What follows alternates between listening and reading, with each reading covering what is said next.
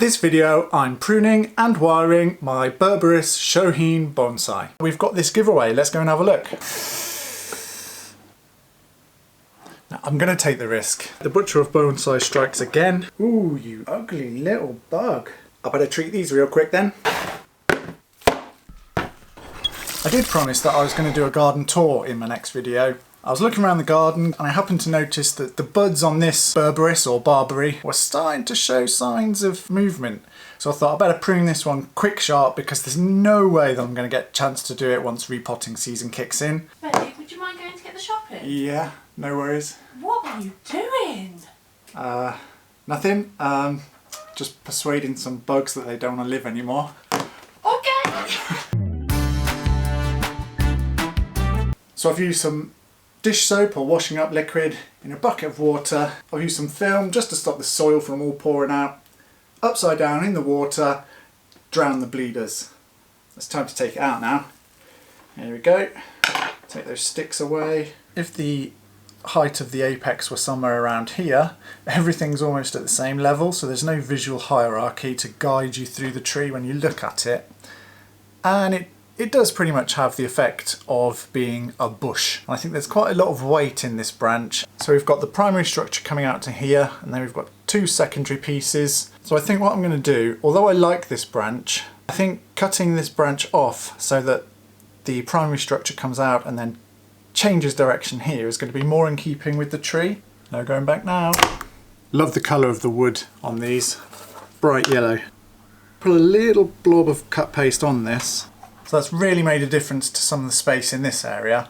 I think it's a little bit less visually demanding now. Just imagine as that ramified, it would have gathered more and more visual weight. I think it was just a little bit too heavy. This secondary piece is really quite congested. I just want to be sure that I'm about to make the right decision here. As much as I like this, I think it's better for the tree overall. There we go. Boom. I've got some really nice small nodes on here, so it makes a lot of sense to come back to here, and that leaves two nice tertiary pieces just out here. That's going to develop really nicely over the coming season. So I'm going to remove this vertical piece here.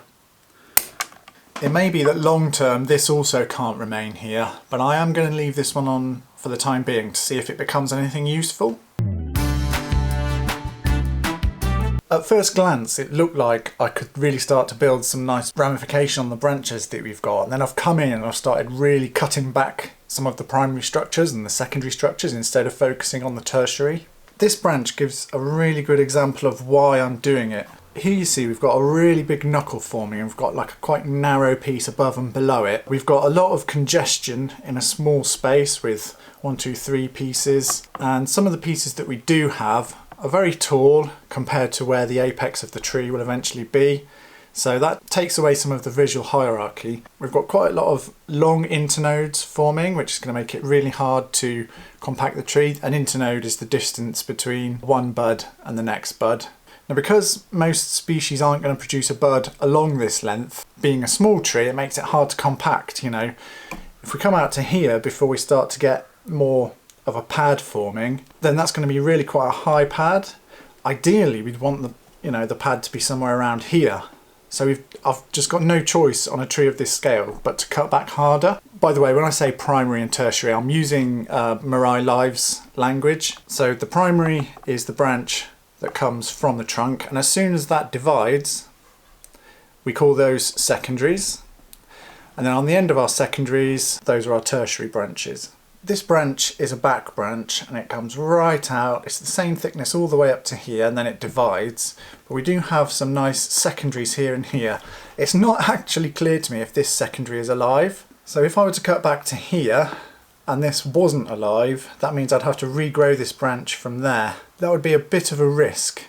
Now, I'm going to take the risk. So I mean, even if that piece there is dead, the tree would still be capable of producing buds from this node. I hope. That's the theory. It's another biggie.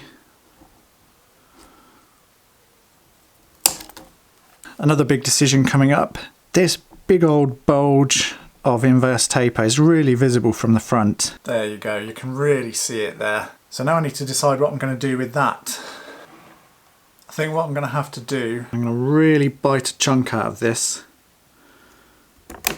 I'm not completely deluded, there's still some inverse taper there, but it's improved the situation from the front, and I'll continue to work on that over time, or maybe I'll just not worry about it and just disguise it with some branch placement. So this is a long straight piece with no taper and no nodes, so it's a really easy choice to just carefully come in and... It's a really easy choice, but it's not an easy cut. So I'm just going to come in and pop that one out, because I really like this piece that's behind it. It's got some nicer, shorter internodes on here, bit of movement to it, and it introduces some taper, so that's a really easy decision to make. This piece has got a really long internode. We've got almost an inch before we get to a bud. That's, you know, that's not very usable once we get towards the apex. And then this piece is coming right forward. I think it's a little bit too far forward actually. It's not the most beautiful junction, so I'm going to cut that piece out. We've got a lot of stuff going on up here. Pop that off there, cut back to this piece which introduces some movement, some taper, and we've got some lovely little short internodes forming there. Let's drop that down to there. Right, the butcher of bonsai strikes again. Right, I don't like this piece. The trunk continues up here, got a nice bit of movement here near the apical region, but this piece just continues. It's as straight as anything, just going for it. Along here, I don't think I need this to come out any further. We've got some nice buds forming there. Wow, I wasn't expecting to do even remotely close to this amount of pruning. I thought I was going to be wiring some branches in place, but when you get up close and look at it, you start to make some objective decisions, and before you know it, you've got to rebuild your branches. It's not completely unexpected. I should have made more bold decisions in the early days, but it's just inexperience. So I'm going to put some wire on now.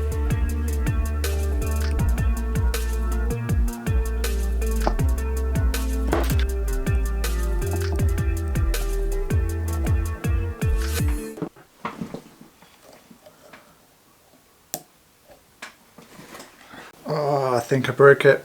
Damn it. Oh.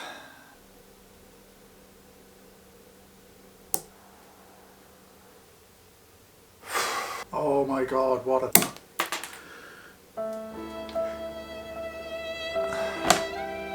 So I broke that piece, cut it off. This piece is also broken. I'm just going to have to cut it off. It's hanging on by a thread. The only reason it's still on the tree is because of the wire holding it there. I might as well just cut it off.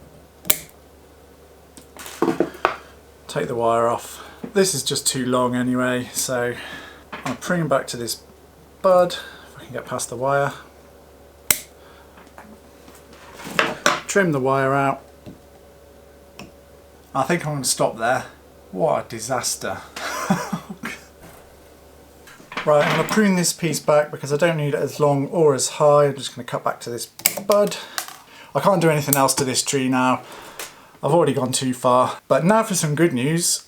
We've got this giveaway. Let's go and have a look. MarsHydro have really kindly offered to sponsor a TS1000 Grow Light giveaway in order to be in with a chance of winning. Make sure you're subscribed and drop a comment down below. The winner will be chosen at random and announced on the video after the 28th of February. For full details, please see the description down below.